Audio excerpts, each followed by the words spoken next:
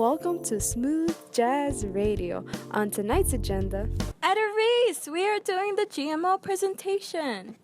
oh, okay. Jenny, hit it. Stop. Have you ever thought about where your food comes from? How farmers can mass produce food like tomatoes, bananas, lettuce, and corn? GMOs are present in almost all our food. What? You don't know what GMOs are? Well, it's really no surprise. Most of the population is oblivious to the use of GMOs in our food. Come on, let's get into it. We must first define what GMOs are.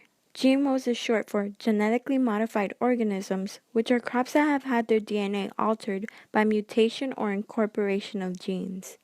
The altering of the crop's DNA assists them to battle deadly diseases, pesky bugs, and spoilage. There are three main components to create successful bug-killing, disease-fighting crops. First, we need the desired gene to be incorporated. Second, we need the organism whose genes will be altered. And third, a vector which would transfer the DNA into the organism.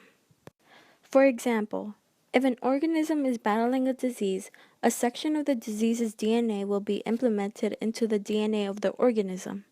The new DNA of the organism then produces proteins that make the organism resistant to the disease.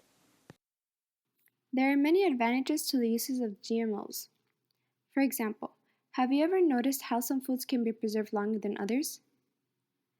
If your answer was GMOs, you are correct. Plants' DNA have been altered to inhibit the release of enzymes that spoil or damage the organism. For that reason, genetically modified crops are having a longer shelf life and creating a surplus of food. Due to the increase in supply, the prices of GMOs are decreasing and making food more affordable. Although it can preserve the food longer, it has a negative effect on the farmers. People often disregard what happens behind the scenes with the effects of GMOs on the farmers. When farmers decide to purchase genetically modified seeds, they are obligated to sign a contract with GM seeds production companies. In signing the contracts, farmers blindly agree to a no-save seed provision, which does not allow farmers to save or reuse seeds in their farms. As a result, farmers are obligated to purchase GM seeds annually. Farmers then quickly find themselves tied to contracts that give them little or no freedom to utilize different methods for producing crops. If farmers were to find that the seeds are not functioning properly, they are given 15 days to file a complaint to the company. But how would anyone know if it is a defective seed in only 15 days of planting it? Moreover, farmers are not allowed to file a lawsuit against the company. And if it gets to that point, only arbitration can settle the dispute.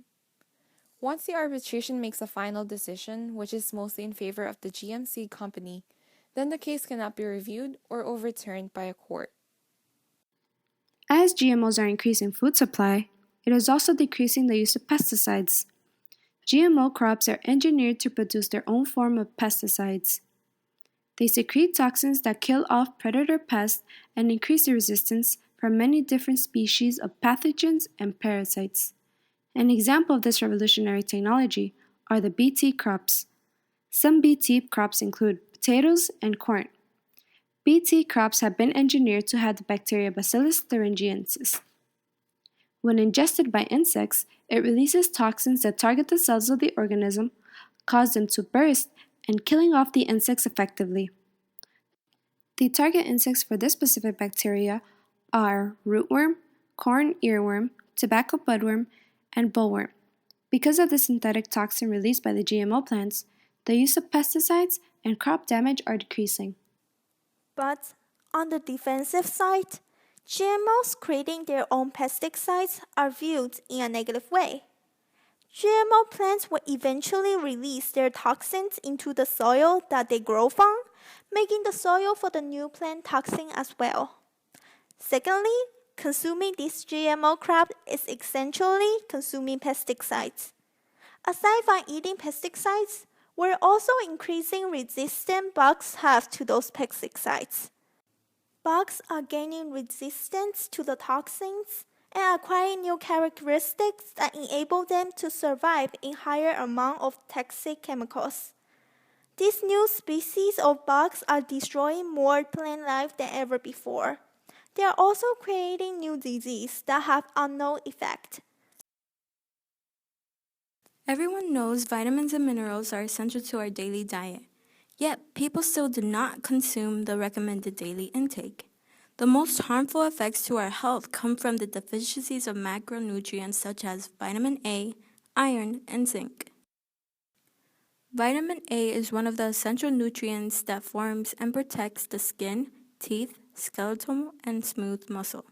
But did you know that 40% of our children under the age of 5 lack this nutrient? Moreover, let's take a closer look at rice, a common food that almost everyone consumes. Thanks to the Golden Rice Project, there is a type of genetically engineered rice that is rich in provitamin A. This provitamin A rich rice will help decrease the percentages of vitamin A deficiencies. Hi, my name is Dr. Zeralini, and I am here today along with my team to do an experiment to test whether GMOs are safe in humans by experimenting on rats. For this experiment, we used the NK603 corn created by Monsanto. NK603 is the name given to the corn that contained glyphosate and was tested to be resistant to Roundup, which is the name of the pesticide that the farmers use in the field to kill weeds without destroying their crops. Then we have fed the rats with the NK603 corn that they can eat for 2 years.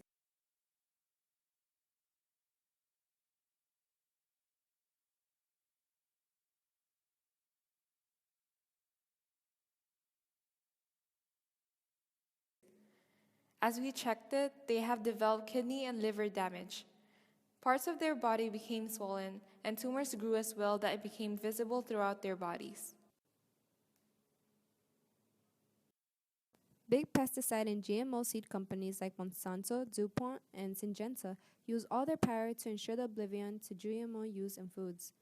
One of the securities that Monsanto has implemented is the Safe and Accurate Food Labeling Act of 2015. This is more frequently called the Dark Act, denying Americans the right to know. This act would strip any current state laws and prevent future laws of mandatory GMO labeling from being passed. This also prevents Monsanto from being forced to label genetically modified food. The facts presented are leaning more towards GMOs in food being a potentially dangerous thing, and to be questioned at the very least. Even the companies producing the GM seeds are reluctant to perform in-depth experiments and label their products.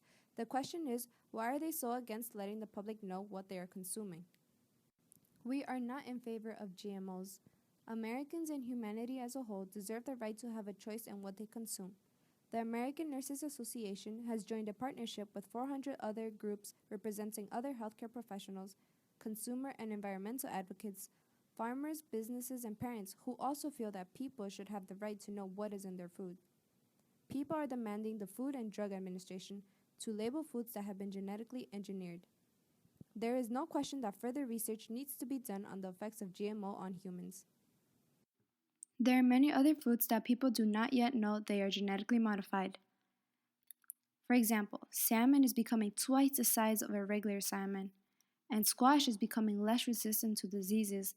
Other genetically modified foods are soybean, honey, cotton, sugarcane, flax, meat, tobacco, and vitamins. We have gotten so used to genetically modified foods that we can no longer tell the difference. What can we do about it? First, we can educate the public. The states can create more health classes in the school that discuss about GMOs. And we can also distribute more GMO flyers in the school. Secondly, we can spread awareness.